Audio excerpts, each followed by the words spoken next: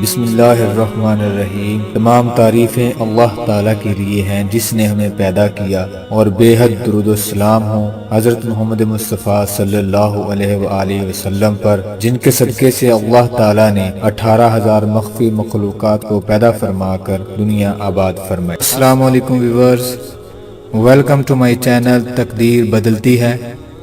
تقدیر بدلتی ہے کہ ساتھیوں، آج کی اس ویڈیو میں جس وظیفے کے بارے میں آپ کو بتانے جا رہا ہوں وہ وظیفہ ہے دو دوستوں کے درمیان محبت پیدا کرنے کا وظیفہ۔ اگر جادو کی وجہ سے دو دوستوں کے درمیان نفرت پیدا ہو گئی ہے تو اس وظیفے کے عمل سے اس جادو کا توڑ ہو جائے گا اور دوستوں کے درمیان دوبارہ محبت پیدا ہو جائے گی۔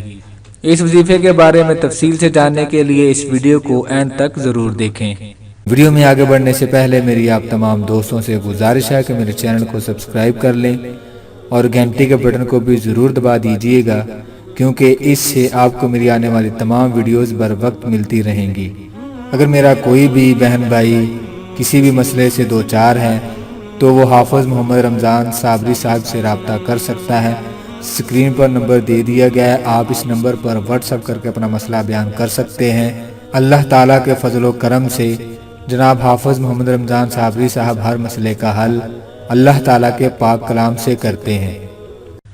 اگر کسی کا دوست بہت اچھا ہو اور اس کے ساتھ رہنے میں افادیت نظر آتی ہو لیکن جادو کی وجہ سے وہ توجہ نہ دیتا ہو تو اس صورت میں چاہیے کہ سورہ یاسین کو عشاء کی نماز کے بعد 7 مبینوں کے ساتھ 1 مرتبہ پڑھے اور اس کے بعد سلام قول من رب الرحیم کی 2 تسبیح کرے، یعنی 200 دفعہ پڑھے، اور دوران پڑھائی اس بات کا خیال رکھے کہ جب لفظ مبین پر آئے تو اس دوست کا مکمل تصور اپنے ذہن میں لائے اور 41 مرتبہ مبین مبین کہے۔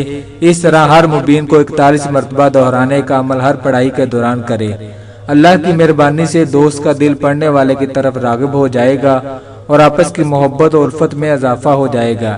اس عمل کو 41 یوم تک کرے۔ سورہ یاسین کے ورد کے لیے اس وظیفے کے عمل سے نہ صرف جادو کے اثرات ختم ہو جائیں گے بلکہ آپ کے اور آپ کے دوست کے درمیان دوبارہ محبت پیدا ہو جائے گی۔ میری دعا ہے کہ اللہ تعالیٰ تمام مسلمانوں کو شیاطین کے شر سے محفوظ رکھے۔ جزاک اللہ خیرا۔